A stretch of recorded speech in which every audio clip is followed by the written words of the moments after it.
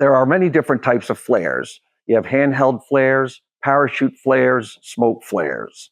Before purchasing flares, make sure you're getting the optimal dates. There are a couple different types of handheld flares. You have a SOLAS flare and a U.S. Coast Guard approved flare. A U.S. Coast Guard approved flare is a flint type system where you're striking the flare. The Coast Guard approved flare will drip slag and won't burn as bright, about 900 candela. A SOLAS flare is going to burn brighter, about 15,000 candela. It does not drip slag, and it's easier to operate. Coast Guard approved flare, you definitely want to be careful of the orange slag that comes off of it. You definitely want to hold that as an angle so you don't burn yourself or your life raft or your craft. What you want to use a handheld flare for is having a visual of a vessel that has visual of you. For farther distances, a vessel on the horizon, the best is to use a parachute flare, typically one followed by another. Sometimes a parachute flare can be seen as a possibility, where a second flare following it is known as a fact.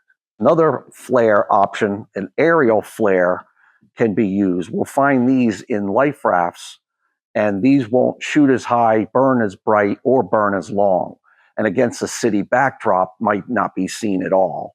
The same can be said of a gun type flare, that they won't shoot as high, burn as bright, or last as long. A SOLAS parachute flare is definitely going to be the most visible because it shoots high and there's no mistaking it. This will shoot about 1,000 feet in the air, burn for about 15 seconds, and it's always good to have a complement of parachute flares on your vessel. There are safety considerations when using a projectile flare.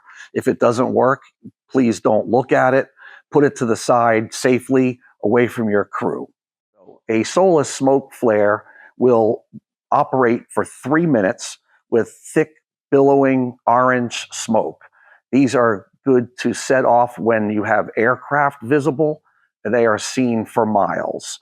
You also have a handheld Coast Guard approved smoke, which will send a trail of smoke off of the top of the flare.